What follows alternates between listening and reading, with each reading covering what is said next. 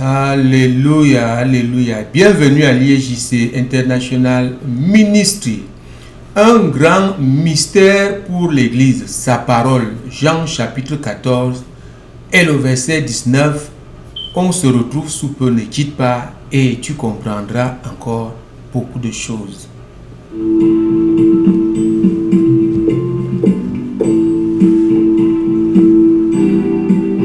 L'ISJC, l'intimité avec le Seigneur Jésus-Christ, l'assurance absolue du salut de ton âme.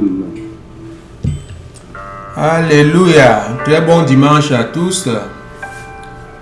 Ah ouais, le jour de la sainte convocation où le Père et le Fils et tout le royaume, n'est-ce pas, sont assis en train de regarder les prestations de l'Église. Alors l'Église mérite ce jour des choses très saintes. C'est pourquoi nous allons parler effectivement des choses très saintes. Nous allons parler du Seigneur lui-même, des promesses, des paroles prophétiques. Nous nous rendons compte que tout ce qu'il a dit à ses disciples étaient des paroles prophétiques et qui se sont accomplies en son temps. Alléluia. Avant d'aborder ce sujet, je t'exhorte de t'abonner à cette chaîne, de partager pour sauver une âme quelque part et puis cliquer sur don like. Nous prions Dieu d'Abraham, Dieu d'Isaac, Dieu de Jacob, Père éternel, Seigneur Jésus, qui est comme toi, Dieu d'amour, Dieu majestueux, Dieu miséricordieux, Dieu tout-puissant. Nous venons vers toi avec des actions de grâce, te dire merci pour tout ce que tu as fait ces derniers temps dans nos vies, dans la vie des membres de nos familles. Tu as toujours été présent, tu n'as jamais manqué. Qui est comme toi? Les mots nous manquent pour te dire merci. Merci, merci, merci encore plus pour ces enseignements qui transforment la vie et qui préparent l'Église pour aller définitivement, pour aller pour 1000 ans tout au moins à la Nouvelle Jérusalem avec le Père. Saint-Esprit maintenant prend contrôle et enseigne ton peuple en amenant toute pensée captive à l'obéissance de la parole de Dieu. Je couvre cet endroit par le sang de Jésus-Christ. Et toi aussi qui me regardes, sois protégé par ce même sang. Au nom puissant de Jésus, nous avons prié. Amen. Alléluia. Eh bien, je suis très content de vous retrouver aujourd'hui pour continuer, n'est-ce pas, ces enseignements qui transforment la vie et qui te préparent pour ce grand jour, le jour du grand accord. Le jour que le Seigneur revient, ce jour peut intervenir demain. Pour toi, à qui le souffle de vie est retiré, ce jour sera dans le nombre de temps qui reste, selon la parole de Dieu. Quand lui-même viendra, n'est-ce pas, il viendra prendre ce qui lui appartient. Eh bien, un grand mystère pour l'Église, sa parole. Jean chapitre 14, le verset 19, que nous allons lire. Nous avons quelque chose à faire, chers frères et sœurs en Christ. Nous avons quelque chose à faire. Jean chapitre 14, le verset 19. Encore un peu de temps et le monde ne me verra plus, mais vous me verrez, car je vis et vous vivrez aussi. Le monde ne me verra plus, mais vous me verrez, car je vis et vous vivrez aussi. Voilà une parole prophétique. Pourquoi je dis prophétique? Parce qu'elle s'est accomplie. Le Seigneur a dit plusieurs paroles pour rassurer ceux qu'il formait, qui devaient être apôtres, et grâce à qui aujourd'hui nous devons les Écritures, comme, n'est-ce pas, même ces 4 évangiles. Ces 4 évangiles, ce sont eux qui ont rapporté les dires du Seigneur Jésus-Christ parce qu'ils étaient définitivement remplis du Saint-Esprit, parce qu'ils avaient vu le Seigneur, les épîtres, et puis l'Apocalypse. Vous comprenez? Ils ont rapporté les dires du Seigneur vers les derniers moments. Ils les rassurèrent. Il dit, encore un peu de temps et le monde ne me verra plus, mais vous, vous me verrez. Car je vis et vous vivrez aussi. Eh bien, est-ce que cette parole s'est accomplie? Ah oui, elle s'est accomplie. Pourquoi? Parce que le Seigneur a été capturé, il a été malmené, il a été crucifié à la croix, sur la croix, et il est ressuscité au 3e jour. Ils l'ont vu, ils ont reçu la vie. Vous savez, un grand homme, un grand serviteur de Dieu, Watchman Nee, a dit dans son livre L'homme spirituel que le christianisme est une révélation personnelle face à face, n'est-ce pas, du Seigneur Jésus-Christ. Eh bien, ça c'est le principe cardinal. La révélation du Seigneur, ça dit la rencontre avec le Seigneur. Non seulement la rencontre, mais le toucher. Il a fait cette promesse est accomplie. Les disciples l'ont vu à cette époque-là. Ils l'ont vu. Vous comprenez? Et nous voyons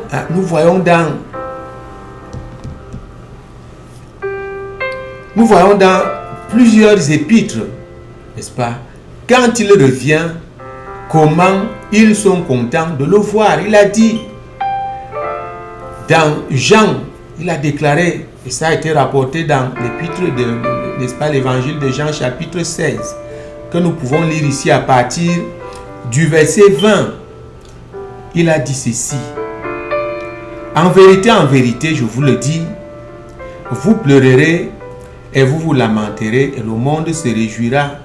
Vous serez dans la tristesse, mais votre tristesse sera changée en joie. Votre tristesse sera transformée, sera changée en joie.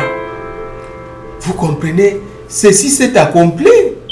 Par exemple, nous voyons le Seigneur avec les disciples à Béthanie. Ils marchaient ensemble, ils causaient, ils donnaient les dernières instructions. Et quand il les a bénis, il est parti. Ils étaient dans la joie. La Bible dit qu'ils étaient dans la joie. Ils étaient dans la joie. Luc chapitre 24, n'est-ce pas? Vous pouvez lire ça dans Luc chapitre 24, donc, et à partir du verset 52 à 53, 54, nous voyons que ils sont restés dans la joie, une joie totale. Il a dit, personne ne vous enlèvera cette joie-là. Toujours dans Jean chapitre 16. Personne ne vous enlèvera cette joie. Alors, qu'est-ce qui se passe ici? Pourquoi c'est un mystère pour l'Église aujourd'hui? Mais parce que ces prophéties concernaient les disciples. Les disciples qui ont, n'est-ce pas, terminé ce que le Seigneur a commencé. Ils l'ont terminé dans, par exemple, les actes des apôtres. Dans les épîtres, ils ont laissé les instructions, les écrits. Ils ont rappelé, comme le Seigneur avait dit, toujours dans l'évangile de Jean chapitre 16, qu'il y a des choses que je ne peux pas vous dire maintenant parce que vous ne pouvez pas les supporter. Mais le Saint-Esprit va vous rappeler tout ce que je vous ai dit. Il va vous dire des choses à venir. Vous comprenez que ça concernait les écrits que les apôtres ont laissés dans les épîtres. Vous comprenez? Dans les épîtres, toutes ces prophéties se sont accomplies. Ils en ont été les bénéficiaires.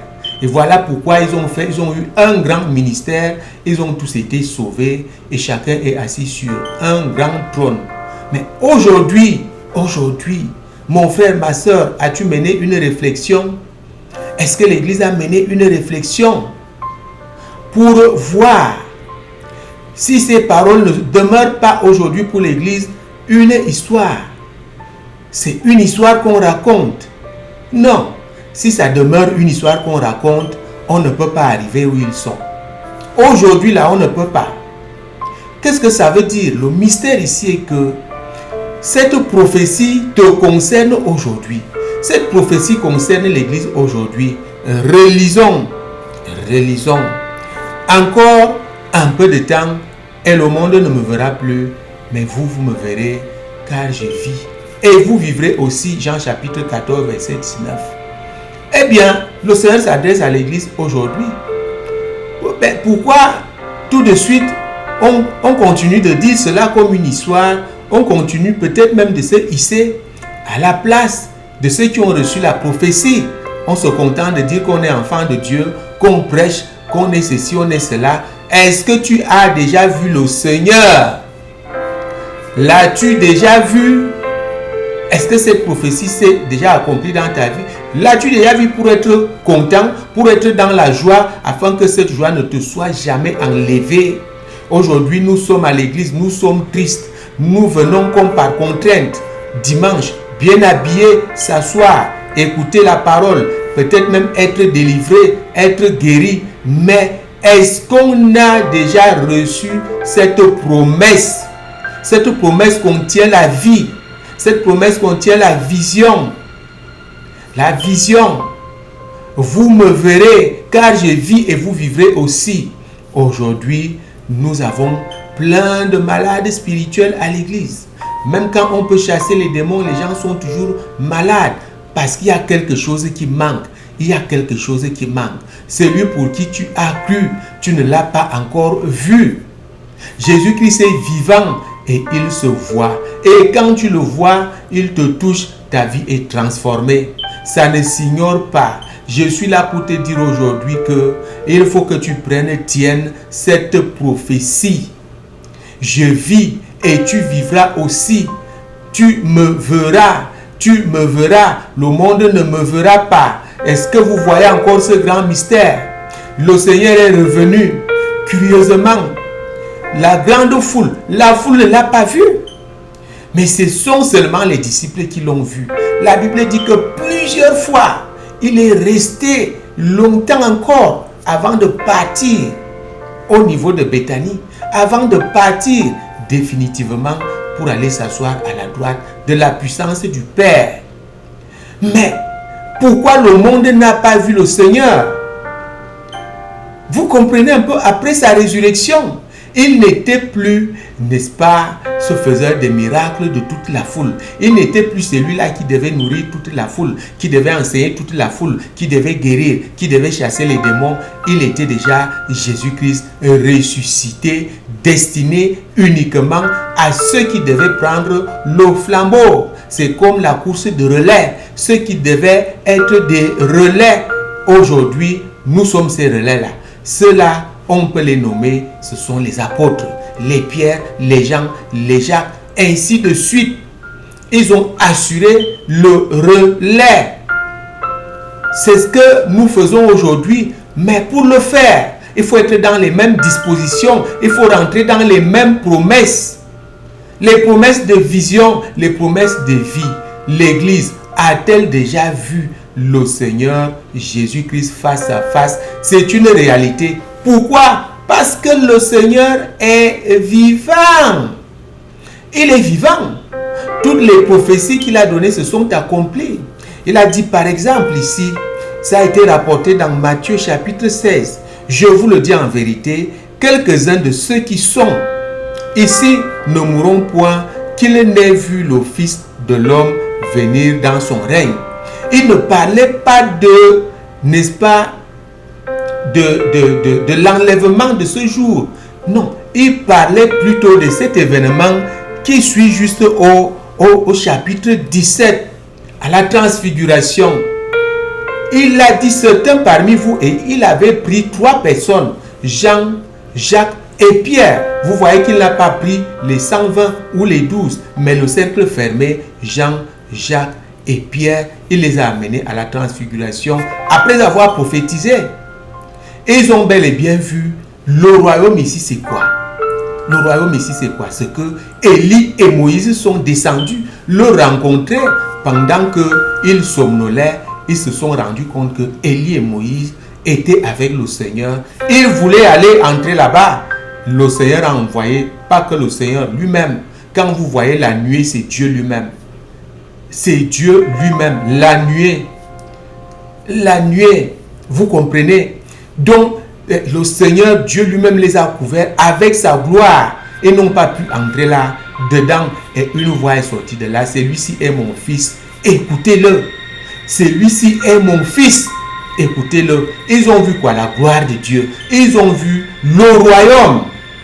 Et le Seigneur a pu dire dans Luc chapitre 17, verset, je crois, 21, que le royaume de Dieu est même en vous. Vous comprenez, 8 secondes, on a changé beaucoup de choses. On dit, 8 secondes dit, le royaume des cieux est parmi vous. Est-ce que vous pouvez comprendre que ça enlève un peu le sens? Oui, on peut considérer ça, mais King James Bible, la Bible en anglais nous dit, le royaume de Dieu est même à l'intérieur de vous. Qu'est-ce que ça veut dire ici? C'est par exemple le Saint-Esprit, c'est par exemple la présence de Dieu. Et pour que tu reçoives ces choses, je vous dis que si le Seigneur, si tu vois le Seigneur, il te touche, ça change tout. Tu peux recevoir le baptême du Saint-Esprit, je l'ai reçu. Il a disparu petit à petit après quelques jours. Après quelques jours, parce que je n'ai pas reçu les enseignements. Je n'ai eu personne pour me tenir à la main et m'amener là où le Père se trouve. Et rencontrer Jésus-Christ à un certain niveau. Et vous voyez ça. Hébreux chapitre 12, verset 14. Et le rencontrer. Rechercher la paix envers tous et la sanctification sans laquelle personne ne verra le Seigneur. Ça veut dire que nous le rencontrons dans la prière à un certain niveau et c'est lui qui nous amène au Père. En ce moment-là, tu reçois donc ces choses.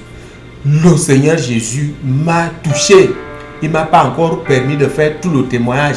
Il m'a touché. Ça a été différent que quand j'ai reçu le baptême du Saint-Esprit. C'est-à-dire quand j'ai reçu son esprit. Quand tu reçois le baptême du Saint-Esprit, c'est l'Esprit du Seigneur que tu reçois. Petit à petit, ça disparaît. Après, tu ne sens plus rien. Tu peux même guérir les gens et faire tout le reste. Je faisais ces choses, mais je ne sentais plus rien. Il a suffi que je connaisse cette vision, l'intimité avec Dieu. Que notre ministère aussi, il nous a donné de l'appeler l'intimité avec le Seigneur Jésus-Christ. C'est différent. Quand le Seigneur te touche, je l'ai vu. Il m'a touché à 2 endroits. Ça a tout changé. Vous comprenez maintenant, l'Église doit rentrer dans ses promesses. Le Seigneur Jésus veut toucher chacun d'entre vous. Au nom puissant de Jésus-Christ, je suis en train de clôturer ce message. Le Seigneur veut toucher chacun d'entre vous individuellement. Si tu veux, si tu le cherches, regardez ce qui s'est passé ici. Quand ils se sont séparés à Béthanie, qu'est-ce qui s'est passé? Les disciples ont mis en pratique les instructions qu'il a données. Il a dit, allez rester à Jérusalem, ne partez pas jusqu'à ce que j'envoie ce que le Père a promis. Vous pouvez lire ça dans, n'est-ce pas, Luc 24, 49. Cette puissance-là, jusqu'à ce que j'envoie ça. Qu'est-ce que la Bible nous dit? Et ils sont allés dans les actes. Ils étaient tous dans la chambre haute, 120. Là, c'est encore un grand mystère. Est-ce que 120 personnes peuvent rester dans une chambre? Ce n'était donc pas une chambre avec les murs, c'était un lieu de prière. Pourquoi ils priaient? Pour que cette promesse-là s'accomplisse. S'ils ne priaient pas, rien n'allait se passer. Je vais te dire aujourd'hui, tu dois travailler. Tu dois prier, tu dois rechercher la face du Seigneur. Il a dit, vous me verrez, mais le monde ne me verra plus. J'étais en train de le dire. Vous vous rendez compte? Ils étaient à la pêche, ils marchaient dans les rues avec le Seigneur, mais seulement eux, ils étaient permis de le voir. La foule ne le voyait plus. Pourquoi? Quand le Seigneur veut donner des choses sérieuses, des choses saines à ses enfants, ce n'est pas monsieur tout le monde qui est là. Voilà pourquoi aujourd'hui le monde reste dans le doute. Voilà pourquoi aujourd'hui, même au niveau d'Israël là-bas, on doute encore qu'il y a réellement eu résurrection. Et pourtant, c'était vrai. Ce n'était plus donné à tout le monde de le voir. Aujourd'hui, tu peux rentrer dans ces promesses. Si tu le veux, mets-toi au travail. Cherche la face du Seigneur Jésus-Christ. L'IEJC est là. Les autres sont là pour t'encourager, pour t'enseigner. Nous avons vraiment des enseignements. Tu peux toujours rentrer, n'est-ce pas, sur notre plateforme WhatsApp où les enseignements sont plus longs et plus fouillés, plus profonds. Tu nous contactes et puis tu fais le commentaire au bas de la page. Tu es touché d'une certaine manière. Tu as reçu des guérisons et tout ça. Fais le commentaire au bas de la page de chaque vidéo. Alléluia. Je vais prier maintenant au nom puissant de Jésus-Christ. Je prie maintenant pour toi qui regardes avec attention. Tu veux recevoir ces choses. Au nom de Jésus, je prie que tu reçoives cette impactation de voir le Seigneur Jésus-Christ. Reçois au nom puissant de Jésus. Reçois cette impactation. Si tu le cherches, tu le verras. Il va se manifester au nom puissant de Jésus-Christ. Nous avons prié. Amen. Alléluia. Alléluia. Eh bien, voici. Cette promesse te concerne aujourd'hui. Cherche-le. Tu le verras. Et surtout, s'il te touche, tout change. S'il te touche, tout change. Tu seras celui-là quand un homme de Dieu sérieux arrive. Tu sens que la présence de Dieu est là. Tu sens, c'est une lourdeur qui t'envahit. Et puis, totalement, tout change en toi-même. Et tu commences à consommer les biens spirituels. Alléluia. On se retrouve dans la semaine. Que le Seigneur vous bénisse. Je vous aime de l'amour d'en haut. Au nom puissant de Jésus-Christ, nous avons prié. Amen.